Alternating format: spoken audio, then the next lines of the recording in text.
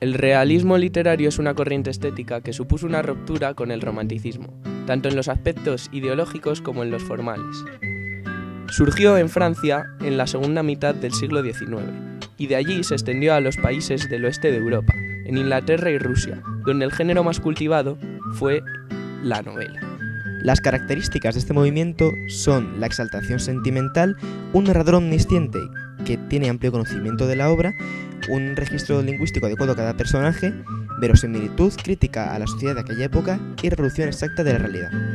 El realismo en España se dividió en 3 etapas: el prerrealismo en 1849, el realismo en 1870 y el naturalismo en 1881. El prerrealismo surgió en 1849 destacando la gaviota de Fernán Caballero, que presenta un tono costumbrista y un propósito moralizador.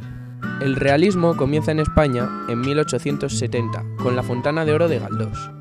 En esta época el narrador es más objetivo y crítico.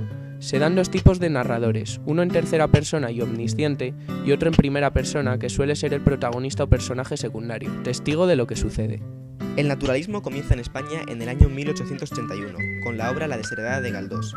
Otros autores más conocidos son Emilia Pardo Bazán y Vicente Blasco Ibáñez. Las características: aspectos sórdidos de naturaleza y realidad a partir de la ciencia de la época. Leopoldo Alas Clarín nació en 1852 en Zamora. Su padre fue gobernador civil y se inicia con composiciones religiosas y satíricas, y será el único redactor del periódico Juan Ruiz, escrito a mano, que distribuirá entre sus compañeros de estudios.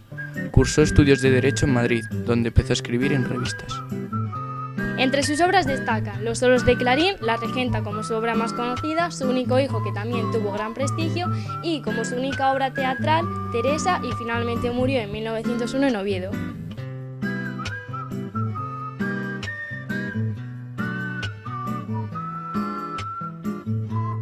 Entre los personajes de esta historia encontramos a Ana Ozores como protagonista de esta historia, a su padre, que fue legionario y tuvo que emigrar a un país, y a su madre, de la que no supo nada porque al nacer ella murió, por lo tanto se quedó huérfana.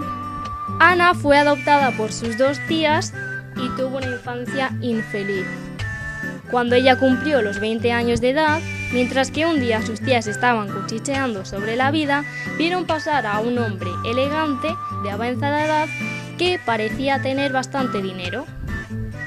Finalmente se terminaron casando Ana con don Víctor Quintanar por la iglesia, aunque Ana se oponía.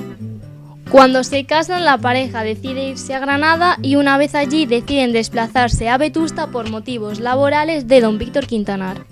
Durante su matrimonio, él se dedicó a disfrutar de sus caprichos y a desatender a su mujer, dando lugar a que Ana se sintiera sola y desplazada. Tras 8 años de un matrimonio infeliz, Ana, como cualquier otro día, iba a la iglesia a confesarle a don Fermín de Pas su vida, lo que acarreó que él terminara enamorándose de ella. Durante todo este tiempo había una tercera persona entre medias, que era don Álvaro de Mesía, que se enamoró alocadamente y apasionadamente de Ana y ella también de él. Don Fermín de Pas se entera de ello y decide contárselo a alguien. Esa persona elegida es Petra, la sirvienta de don Víctor. Por lo tanto, comienza una disputa entre don Víctor Quintanar y don Álvaro Mesía por el amor de doña Ana Ozores. Finalmente termina ganando Álvaro debido a que mata a don Víctor Quintanar y él decide huir de la ciudad. Don Fermín de Pas rechaza también a Ana, dando lugar a que termine sus últimos años de vida sola en este mundo.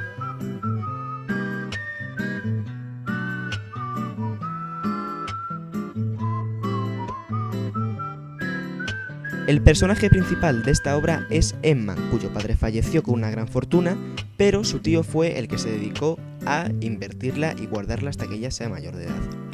Más tarde, Emma se enamora del antiguo escribano de su padre, Bones. Finalmente se acaban casando por la iglesia, pero ellos no son muy felices.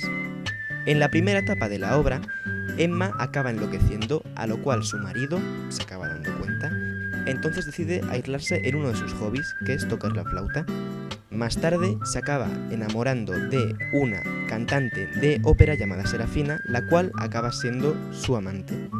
En la segunda etapa de esta obra, Ana despierta su locura y vuelve a la realidad, así que empieza a derrochar su dinero. Después de ello, se da cuenta de que su marido tenía un amante, entonces decide tener otro amante de la misma compañía de ópera, llamado Miguetti. En la última parte de esta obra, Don Nepo sugiere a Emma que invierta su fortuna en una empresa de un alemán llamado Cornell, pero en realidad lo hace en venganza porque él está enamorado de su hija y quiere arruinarla.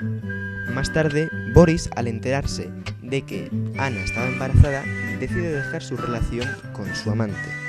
Más tarde se da cuenta de que no hay dinero y el causante de ello fue Don Nepo. En el bautizo de su hijo aparece su examante Serafina, anunciándole de que su hijo no es de su mujer, sino que es de su amante. Al final no se lo acaba creyendo y aquí termina esta obra de tantos estrafalarios sucesos.